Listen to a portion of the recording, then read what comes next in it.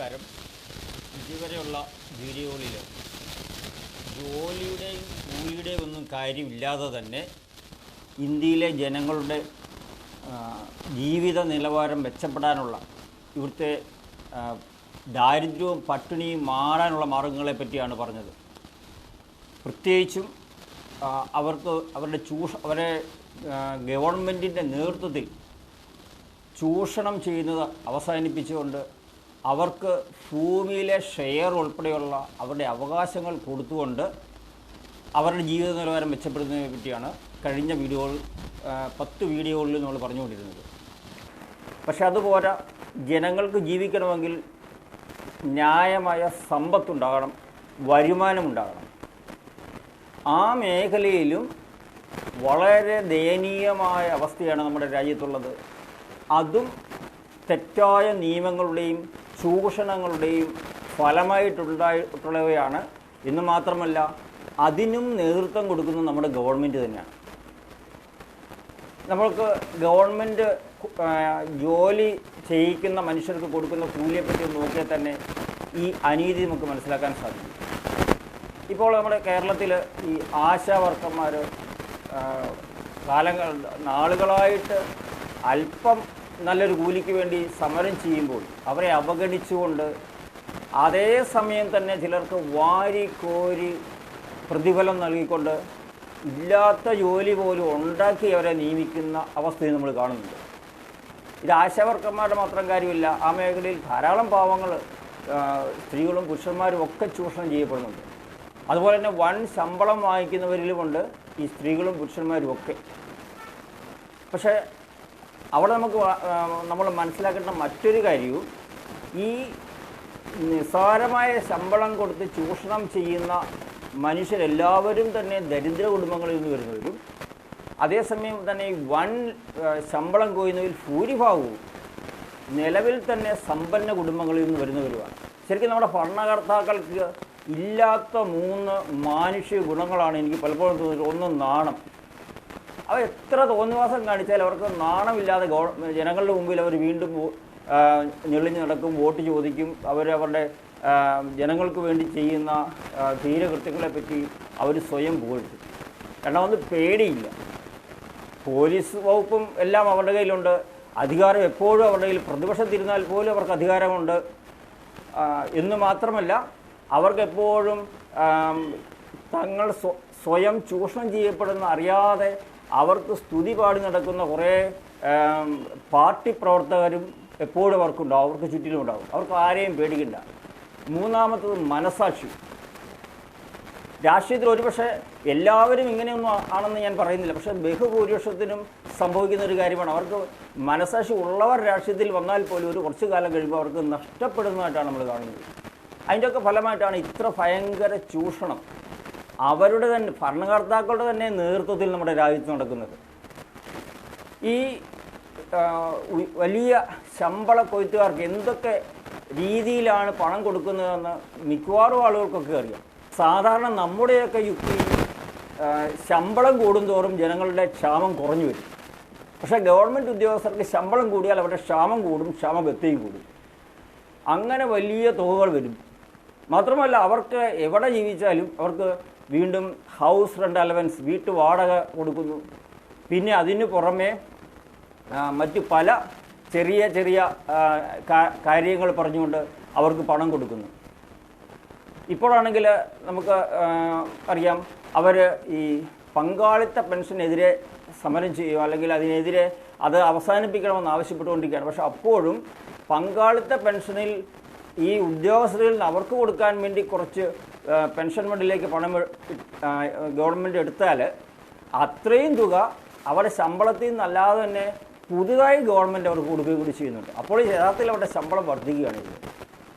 അതിങ്ങനെ വർദ്ധിച്ച് വൻ തുകകളാണ്. ഈ ശമ്പളത്തിന് നമ്മുടെ ഭരണഘടന ഉണ്ടായ കാലം മുതൽ നമ്മൾ കേൾക്കുന്നതാണ്, ശമ്പളത്തിൽ ഏറ്റവും കൂടിയ ശമ്പളവും കുറഞ്ഞ ശമ്പളവും തമ്മിൽ വലിയ അന്തരമുണ്ടാകാൻ പാടില്ല എന്ന നിയമം. പക്ഷേ ഇന്ത്യൻ പ്രസിഡന്റിന് ഇന്ന് മാസം 5 ലക്ഷം രൂപ ശമ്പളം കൊടുക്കുന്നു. അതാണ് രാജ്യത്തെ ഏറ്റവും ഉയർന്ന ശമ്പളം. പക്ഷേ ഏറ്റവും കുറഞ്ഞ ശമ്പളത്തേക്ക് വരുമ്പോഴത്തേക്ക് അത് ഏകദേശം ഒരു 5000 ഒക്കെ ആയിരിക്കും. എത്രയോ നിസ്സാരമായ ഒരു ശമ്പളമാണ്. ആ അവസ്ഥ മാറ്റി നമ്മൾ പണ്ട് പോലെ പല ആൾക്കാരും പറഞ്ഞു പോന്നിട്ടുള്ളതുപോലെ ഏറ്റവും കുറഞ്ഞ ശമ്പളത്തിൻ്റെ ഇരട്ടിയായിരിക്കണം ഏറ്റവും കൂടിയ ശമ്പളം ഇന്ത്യയിൽ. ഏറ്റവും കൂടിയ ശമ്പളത്തിൻ്റെ പകുതിയായിരിക്കണം ഏറ്റവും കുറഞ്ഞ ശമ്പളം. ഇന്ത്യൻ പ്രസിഡൻറ്റിന് 5 ലക്ഷമാണെങ്കിൽ ഇന്ത്യയിലെ ഏറ്റവും കുറഞ്ഞ ശമ്പളം 2.5 ലക്ഷമായിരിക്കണം. അത് കൊടുക്കാൻ സാധിക്കുകയില്ലെങ്കിൽ ഇത് രണ്ടും ചുരുക്കിക്കൊണ്ട് വരണം. ഇത്ര കുറഞ്ഞ ശമ്പളം കൊണ്ട് മാസം ചിലർക്ക് 5000, 10000, 15000, 20000 ഒക്കെ കൊടുക്കുന്ന അവസ്ഥ അവസാനിപ്പിച്ച് അത്ര നിസ്സാര ശമ്പളം കൊണ്ട് ഒരു കുടുംബത്തിന് ജീവിക്കാൻ സാധിക്കുകയില്ല.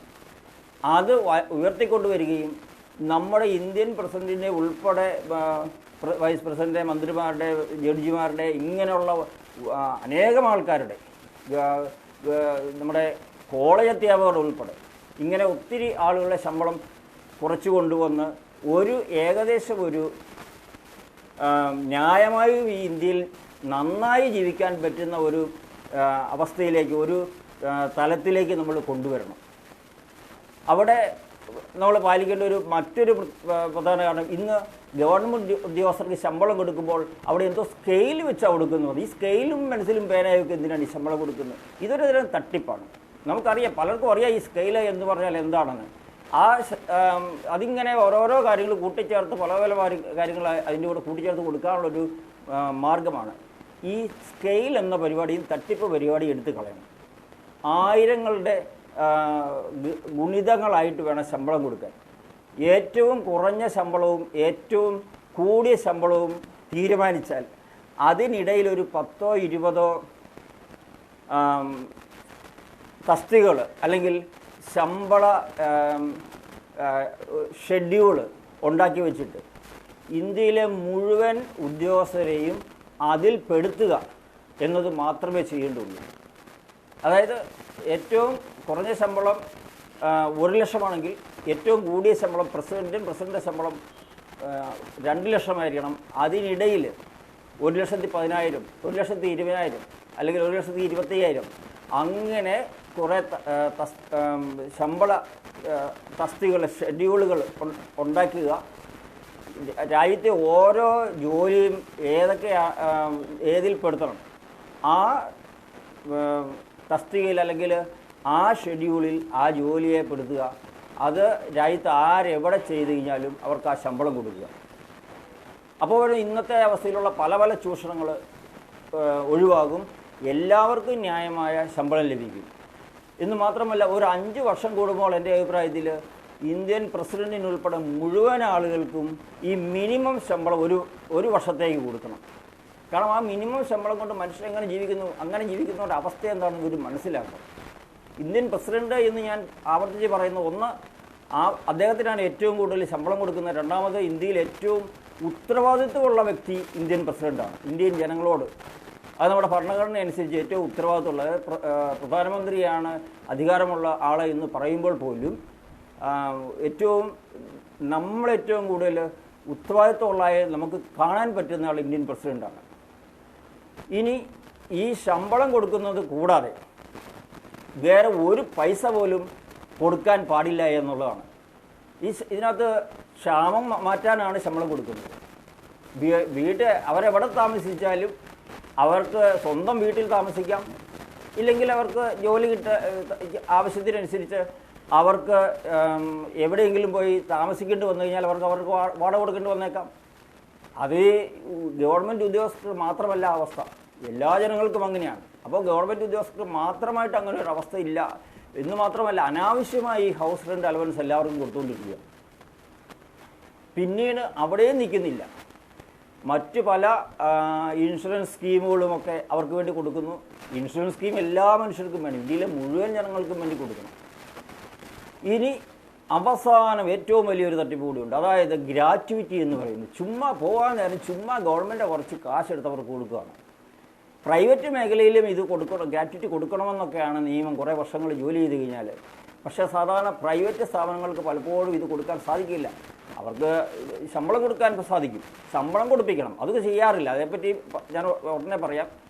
പക്ഷേ ജോലിക്കാർ പിരിഞ്ഞു പോകുമ്പോൾ ഗ്രാറ്റുവിറ്റി കൊടുക്കുക എന്ന് പറയുന്നത് പ്രൈവറ്റ് മേഖലയോട് പറയാൻ കൊള്ളുന്ന കാര്യവുമല്ല, നമ്മുടെ ഗവൺമെൻറ് സർവീസിലും ചെയ്യാൻ പാടുള്ളതല്ല. അത് ജനങ്ങളുടെ പണം കൊള്ള ചെയ്തുകൊണ്ട് പോകാം. നമുക്ക് ഇത്രയും കാലവും കൊള്ള ചെയ്തു, ഇനി പോകുന്ന സമയത്തും നമുക്ക് കുറേ കൊള്ള ചെയ്തുകൊണ്ട് പോകാമെന്ന് വിചാരിച്ച് ഈ ഉദ്യോഗസ്ഥരൊക്കെ കൂടി ഉണ്ടാക്കിയെടുത്തിട്ടുള്ള തീരുമാനങ്ങളാണ്.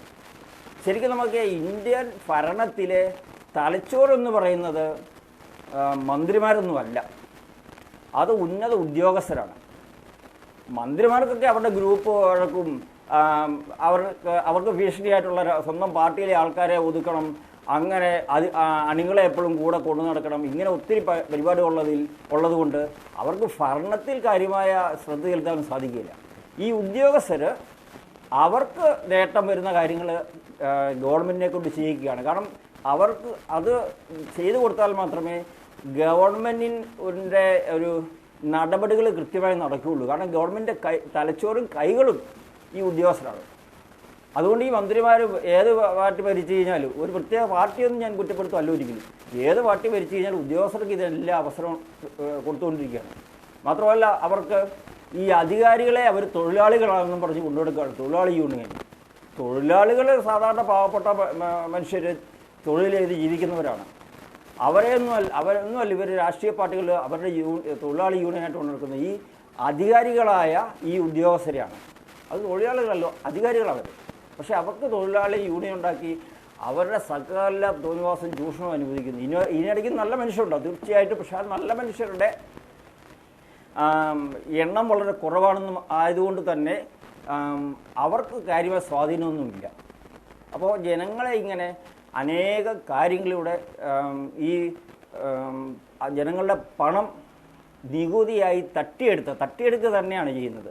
കാരണം പരോക്ഷ നികുതി എന്ന് പറഞ്ഞാൽ ജനങ്ങളുടെ പണം തട്ടിയെടുക്കുന്ന നികുതിയാണ്. അങ്ങനെ നികുതി ജനങ്ങളിൽ നിന്ന് തട്ടിയെടുത്തിട്ട് അത് ഒരു ധാർമ്മികതയുമില്ലാതെ ഉദ്യോഗസ്ഥർക്ക് കൊടുത്തുവിടുന്ന അവസ്ഥയാണ് നമ്മുടെ രാജ്യത്തുള്ളത്. അപ്പോൾ ഇത് പറയുമ്പോൾ പല ഉദ്യോഗസ്ഥരും പറഞ്ഞു ഞങ്ങൾ ഒരു അഴിമതിയും കാണിക്കുന്നില്ല, നിയമപരമായ ശമ്പളം ഞങ്ങൾ വാങ്ങിക്കുന്നു. പക്ഷെ ആ നിയമം അഴിമതിയാണ്, അതാണ് പ്രശ്നം. ജനങ്ങളുടെ നികുതി പണം കൊടുക്കുന്നതിന് ഒരു ധാർമ്മികതയൊക്കെ വേണം, ശമ്പളമായിട്ട് കൊടുത്താലും. അപ്പം ഈ ഇവിടെ സംഭവിക്കുന്നത് എന്താ വെച്ചാൽ ഈ ഉദ്യോഗസ്ഥർക്കും അല്ലെങ്കിൽ ഗവൺമെൻറ് അധികാരികളായിട്ടുള്ള ഭരണവർഗത്തിന് അവരുടെ കുടുംബത്തിലെ മറ്റംഗങ്ങൾക്കൊക്കെ ജോലി കൊടുത്തിട്ട് ആ രാജ്യത്തിൻ്റെ പണം മാക്സിമം അവരുടെ വീട്ടിലേക്ക് കൊണ്ടുപോകാൻ വേണ്ടി അത് അഴിമതിയാണെന്ന് വരുത്താതെ നിയമപരമായിട്ടാണ് എന്ന് വരുത്തി തീർക്കാൻ വേണ്ടി തെറ്റായ അഴിമതി നിറഞ്ഞ നിയമം ഉണ്ടാക്കി വെച്ചിട്ടാണ് അവർ കൊണ്ടുവന്നത്. ഇത് അവസാനിപ്പിക്കണം. ഈ രാജ്യത്ത് ഒരൊറ്റ ഒരു സാലറി ഷെഡ്യൂൾ ഉണ്ടാക്കുകയും അതിനകത്ത് സാലറി മാത്രം ഉദ്യോഗസ്ഥർക്ക് കൊടുക്കുകയും ചെയ്യണം. അങ്ങനെ ഇന്നത്തെ ഈ അനീതി നിറഞ്ഞ ഈ ഒരു രാഷ്ട്രീയ തൊഴിൽ ശമ്പള സംവിധാനം മാറ്റുകയും ചെയ്യണം. അത് മാറ്റിയാൽ പിന്നെ നമുക്കറിയാം, അതുകൊണ്ട് ഉദ്യോഗസ്ഥരുടെ കുറച്ച് കാര്യങ്ങളെ നേരെയാവുന്നുള്ളൂ. ജനങ്ങളുടെ കുറേ പണം സ്വാഭാവികമായിട്ടും കൊള്ള ചെയ്തുകൊണ്ട് പോകാതിരിക്കാനുള്ള തടയിട്ടു. പക്ഷേ ബാക്കി ജനങ്ങൾക്കും ഇന്ത്യയിലെ മുഴുവൻ ജനങ്ങൾക്കും നന്നായിട്ട് ജീവിക്കണം. ജോലി ചെയ്യുന്നവർക്കെല്ലാം ജീവിക്കാൻ പറ്റണം. ജോലി ചെയ്തിട്ട് ദാരിദ്ര്യം അനുഭവിക്കുക എന്ന് പറയുന്നത് വലിയ ഒരു തിന്മയാണ്. ഇന്ത്യയിൽ ആ തിന്മ നിറഞ്ഞിരിക്കുകയാണ്. അതുകൊണ്ട് നമ്മുടെ മറ്റ് സ്വകാര്യ മേഖലയിലും ഇതിന് മാറ്റം വരണം. അവിടെ ചെയ്യേണ്ടതും വളരെ സിമ്പിളായ ഒരൊറ്റ കാര്യമേ ഉള്ളൂ. പ്രൈവറ്റ് മേഖലയിലുള്ള മുഴുവൻ ജോലികളും ഈ ഗവൺമെൻറ് ജോലികളുടെ അതേ തസ്തികയിൽ അതേ രീതിയിലുള്ള ജോലികൾ അതേ തസ്തികയിൽപ്പെടുത്തുകയും അതേ ശമ്പളം കൊടുക്കുകയും ചെയ്യണം. അപ്പോൾ പെട്ടെന്ന് ജനങ്ങൾ വളരെയധികം പേര് സ്വഭാവമായിട്ട് ഞാൻ പറയുന്നതിനെതിരാവും. ഇതുവരെ പറഞ്ഞത് ഒത്തിരി ആളുകൾ അംഗീകരിക്കുന്ന കാര്യങ്ങളാണെങ്കിൽ ഇപ്പോൾ ഞാൻ പറയുന്നതിന് ഒത്തിരി ആളുകൾ എതിർക്കും. പക്ഷെ അത് കാര്യമറിയാതെയാണ്. അവർ പറയും ഇതാ അങ്ങനെ കൊടുത്താൽ പ്രൈവറ്റ് മേഖല തകരും, ബിസിനസ്സുകൾ തകരും, വില കൂടും. അതുകൊണ്ട് ഇതൊരിക്കലും പ്രായോഗികമായ കാര്യമല്ല. പക്ഷേ അതല്ല യാഥാർത്ഥ്യം.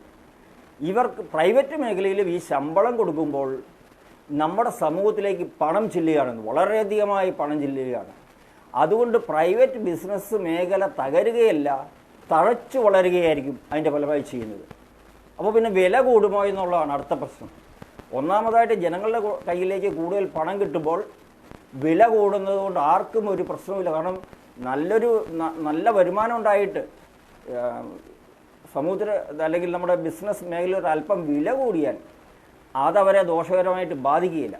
ഇപ്പോൾ നമ്മൾ ജനങ്ങൾക്ക് ബഹുഭൂരിപക്ഷം ജനങ്ങൾക്കും നിസ്സാര കൂലി കൊടുത്ത് അവരെ ചൂഷണം ചെയ്ത് വില കുറച്ച് വരുന്നത് ആർക്ക് വേണ്ടിയാണ്? വൻ ശമ്പളം ചെയ്യുന്ന വളരെ ന്യൂനപക്ഷമായ കുറച്ച് പേർക്ക് ധാരാളിത്തത്തോടുകൂടി ജീവിക്കാൻ വേണ്ടിയാണ് ഈ വില കുറച്ച് നിർത്തുന്നത്. അതാണ് തിന്മ. അപ്പോൾ നമ്മുടെ രാജ്യത്ത് വില കൂടുകയോ ഇല്ലയോ എന്നുള്ളതല്ല പ്രശ്നം, എല്ലാവർക്കും ന്യായമായ ശമ്പളം കൊടുക്കുക എന്നുള്ളതാണ്. അങ്ങനെ ശമ്പളം കൊടുക്കുമ്പോൾ പോലും ഇന്ന് നമ്മൾ ഉദ്ദേശിക്കുന്ന അത്ര വില കൂടുകയില്ല. അതിനുള്ള മാർഗ്ഗം ഞാൻ അടുത്ത വീഡിയോയിൽ പറയുന്നതായിരിക്കും.